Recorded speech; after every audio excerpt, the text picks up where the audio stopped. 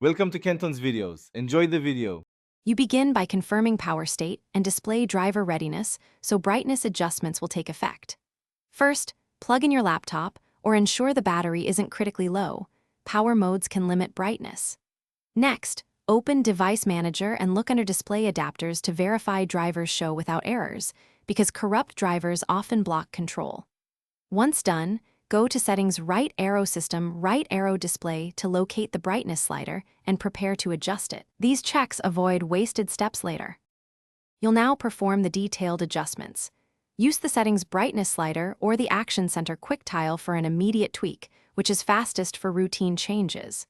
If color or adaptive brightness matters, open your Intel, NVIDIA, or AMD control panel to fine-tune gamma, contrast, and panel-specific brightness.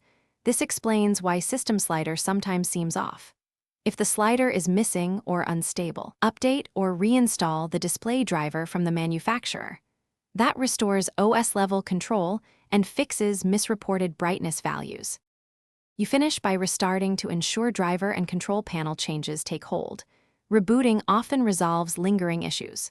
After restart, verify the brightness behavior and disable adaptive or automatic brightness in settings if the level fluctuates unexpectedly, because ambient sensors can override your choice. If problems persist, run Windows Update, roll back recent driver installs, or reinstall the display driver. These steps recover a working control path.